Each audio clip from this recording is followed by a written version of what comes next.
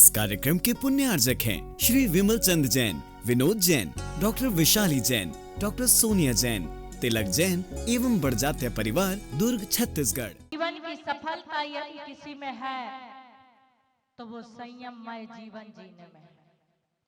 यदि हमारा जीवन संयममय है, यदि हमारे जीवन में संयम है, क्योंकि जन्म तो सबका होता है, आपका भी हुआ, हमारा भी हुआ, एक इंद्री का हुआ और अन्य 5 इंद्रिय जीवों का भी हुआ।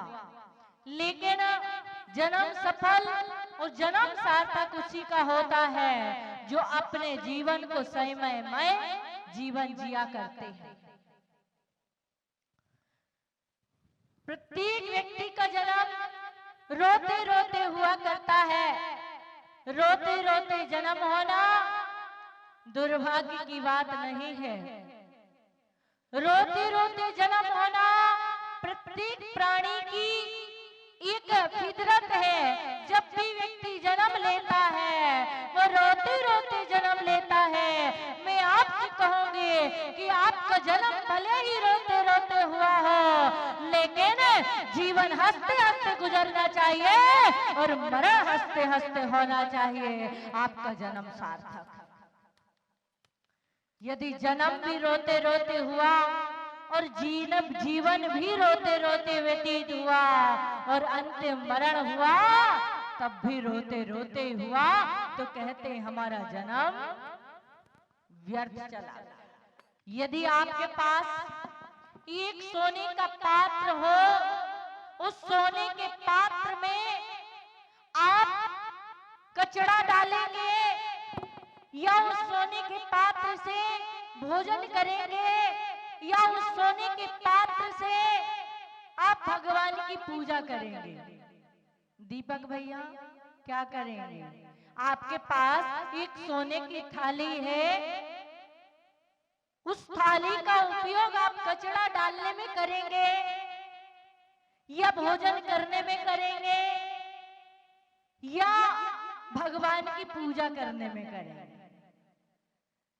और यदि जिसे सोने का पात्र मिला हो, जिसे सोने का पात्र मिला हो, उस सोने के पात्र को यदि कोई कचरा डालने में प्रयोग करता है तो आकाश भैया उसे आप क्या कहोगे?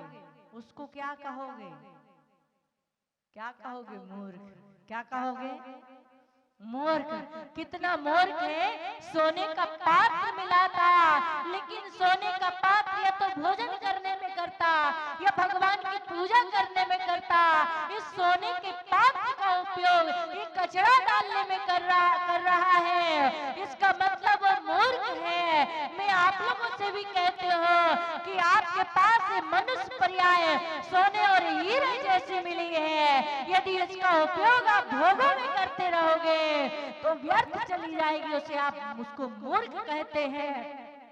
और जो इस मनुष्य पर्याय रूपी पात्र का उपयोग शिक्षामती माता जी जैसे संयम में लगा करके करेगा तो उसे विद्वान कहोगे, ज्ञानी कहोगे। इस सोने का पात्र तो सबको मिला है, लेकिन उपयोग है कि हमको उपयोग कैसे करना है। जन्म लेना बड़ी बात नहीं है, लेकिन जन्म को सुधार लेना, अपने जीवन को सुधार लेना ये बहुत बड़ी बात है। पता नहीं चलता है कि कब व्यक्ति के परिणाम बदल जाए, कब भाव बदल जाए। आप हमारी निर्मला दादी जी हैं, कोई सोच सकता था कि उनके परिणाम अचानक से बदल जाएंगे। न उन्होंने पहले कोई प्रतिमा ली, न उन्होंने कुछ किया। जैसी उनकी बात उन्होंने श्रीफल चढ़ाया तो लोगों के मन में एक आश्चर्य हो गया। इसको कहते हैं कि कब भाव बदल जाए, कब परिणाम बदल जाए, कब परिणति बदल जाए और व्यक्ति अपना एक कदम मोक्ष मार्ग की तरफ बढ़ा ले। ऐसी हमारी शोभा दादी पूरा जीवन उन्होंने पति पत्नी बच्चे नहीं थे, मात्र पति पत्नी दोनों थे, सरकारी जॉब थी, लेकिन कई संघों में भी वो रही हैं, गई हैं, कई शास्त्रों का उन्होंने संपादन किया है, लेकिन भाव तो बनते थे, लेकिन भाव बनते बनते फिर पीछे हो जाया करते थे। लेकिन किसके पास उपादान जाग जाए कोई कह नहीं सकता, और यहाँ पर आए और यहाँ पर 2-4 दिन रहने के बाद ही उनके परिणाम बदल गए। बंधुओं, हम यदि संयम नहीं ले सकते, हम यदि अपने जीवन में संयम धारण नहीं कर सकते, यदि हम दीक्षा धारण नहीं कर सकते, तो मैं आप लोगों से इतना ही कहूंगी, या तो पिछी कमंडल ले लेना। क्या ले लेना? या तो अक्षय भैया, या तो पिछी कमंडल ले लेना, और पिछी कमंडल नहीं ले पाओ तो पिछी कमंडल धारी की सेवा में अवृत्ति कर लेना, आपका जीवन सफल हो जाए। क्योंकि एक ना एक दिन तो प्रत्येक व्यक्ति को जाना है, कंडे और डंडे के साथ। किसके साथ जाना है? काला जी, किसके साथ जाना है? कंडे और डंडे के साथ जाना है। और मैं आपसे कहूंगी कि आप कंडे और डंडे के साथ जाएं, उसके पहले अपने हाथ में पिछी कमंडल ले लेना। यदि आप पिछी कमंडल ले लेते हैं तो आप पूजे जाते हैं, और पिछी कमंडल नहीं तो पीटे जाओगे। क्या होगा? क्यों? जब आपको जलाया जाता है तो डंडा मारा जाता है, किसमें? मुंह में, सिर में डंडा मार करके, लकड़ी मार करके आपको जलाया जाता है। क्यों? क्योंकि इतनी अच्छी मनुष्य पर्याय मिली थी, इतना अच्छा मन मिला था, इतना अच्छा मस्तक मिला था, लेकिन तूने इसका उपयोग नहीं किया, इसलिए डंडा से उसका सिर फोड़ा जाता है। एक यात्रा होती है शव यात्रा, और दूसरी यात्रा होती है शिव यात्रा। एक यात्रा होती है शव यात्रा, दूसरी यात्रा हुआ करती है शिव यात्रा। जो लेट करके जाता है वो शव यात्रा है, और जो बैठ करके जाता है वो शिव यात्रा है। अब निर्णय आपको करना है कि आपको लेटे लेटे जाना है या स्वेच्छामती माता जी जैसे बैठे बैठे जाना है। कहा व्यक्ति जब बीमार पड़ता है, कितना भी प्रिय क्यों ना हो, कितना भी हमारे लिए, कितना भी हम उसे चाहते हो, प्रेम करते हो, लेकिन जब बीमार होता है तो हम उसे हॉस्पिटल में रख देते हैं, और हॉस्पिटल में 17 जगह नली डल जाती है, नाक में, कान में, मुंह में, पता नहीं कहां कहां नलियां डल जाती हैं। और आपका जीवन जो है मनुष्य पर्याय में रहते हुए भी नरक का जीवन, यानी कि जब हमारे शरीर में 2500 नलियां डल जाए, समझ लेना कि हमारा जीवन यहीं पर नरक बन गया। यदि आप चाहते हैं कि हमारा जीवन यहाँ रहते रहते नरक ना बने और मैं शिव की यात्रा करो, तो समय रहते अपने सारे कर्तव्य पूरे हो जाएं। कहा है कि या तो 8 साल में घर त्याग कर देना। कितने साल में? 8 साल। अंतर मुहूर्त बाद सम्यक दर्शन प्राप्ति की योग्यता आ जाती है अशोक भैया। या तो 8 साल में छोड़ देना, और 8 में नहीं छोड़ो तो 60 में जरूर छोड़ देना। कितने साल के हो गए? हो गए? मत होने वाले हैं, बस 60 भी मना लो, और उसके बाद मुनि श्री सुयस सागर महाराज के साथ चल लो, क्योंकि 60 में नहीं छोड़े तो छुड़ा लिया जाएगा। मन से नहीं छोड़ोगे तो छुड़ा लिया जाएगा, यदि निकलोगे नहीं तो निकाल दिए जाओगे। इसलिए कोई निकाले उसके पहले निकल जाने में ही भलाई है। माता जी, शिक्षामती माता जी ने अपना जीवन, बहुत सारे लोगों के मन में कई तरह के प्रश्न होते हैं, कई तरह की जिज्ञासाएं होती हैं कि जो जैसा जीवन जीता है वो वैसा ही जीवन की भावना रखता है। हम लोग संयम मार्ग पर हैं, इसलिए हमको लगता है कि आप लोग ये जीवन कैसे जीते हैं, आप लोग घर में कैसे रहते हैं। कई बार होता ऐसा है कि हम लोगों का आहार हुआ करता है और आहार के बाद यदि कोई कह दे कि माता जी 5 मिनट बैठ जाओ, 10 मिनट बैठ जाओ, थोड़ी देर तो हमारे घर में बैठ जाओ, घंटे भर से तो बैठे थे, मतलब वो 5 मिनट 10 मिनट भी हम लोगों को भारी लगता है। हम लोगों को लगता है कि कब आहार हो और कब हम अपने स्थान पर पहुंच जाए। हम लोगों को ऐसी आकुलता होती है और आप लोगों को लगता है कि कब पूजा हो और कब हम घर को चले जाएं।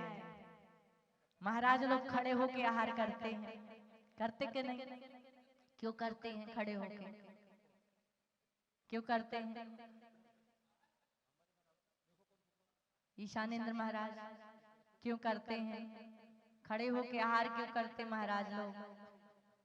है नहीं पता? शिप्रा भाभी, सौदर बिंद्राणी जी, आपका बच्चा है ना जो थोड़ा सा और छोटा सा था ना, खेलता था ना, जब वो खेलता था और आप उसको बुलाते थे बेटा खा लो खा लो, आप थाली लेकर के रखते थे हाथ में, बच्चा आता था एक गिलास खाता था और भाग जाता था। कहाँ? खेलने के लिए। फिर आप बुलाते थे, फिर एक गिलास खाता था, फिर भाग जाता था। क्यों? क्योंकि उसका ध्यान कहाँ है? उसका ध्यान खेलने में है, उसका मन खाने में नहीं है, उसका मन खेलने में है।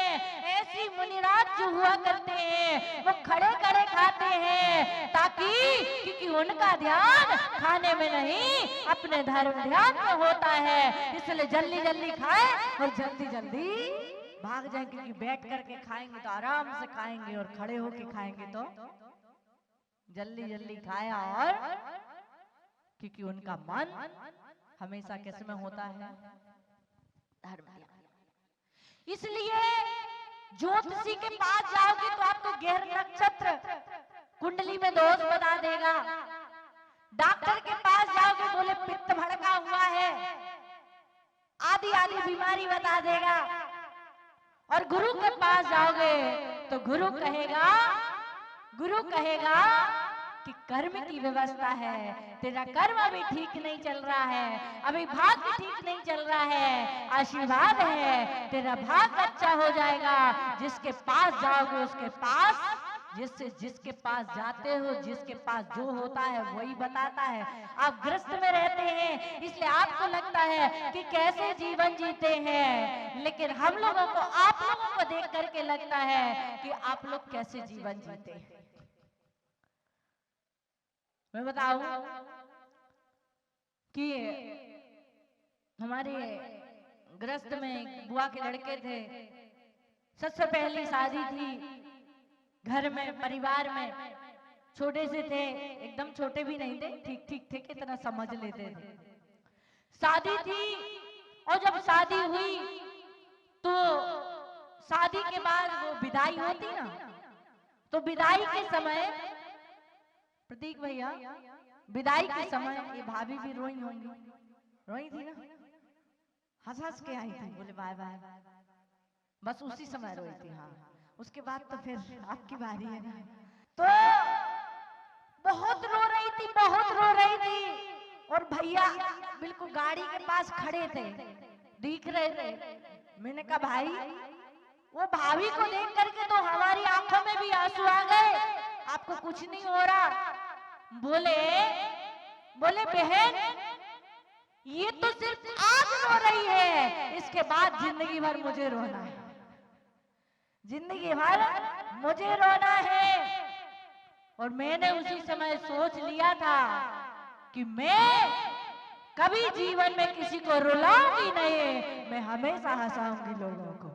इसलिए मैंने शादी नहीं की और यही माता जी ने सोचा।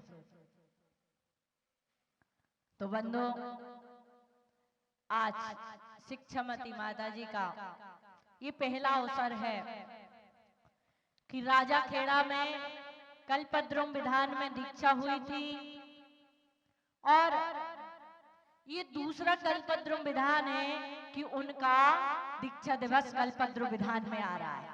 बाकी कभी आगे आता, कभी पीछे आता, लेकिन वो तारीख यदि नवरात्रि में होता तो 24 तारीख को पूरा हो जाता, लेकिन अपना विधान जो हुआ और जैसे ऐतिहासिक विधान राजा खेड़ा में हुआ था, बहुत ऐतिहासिक विधान हुआ था।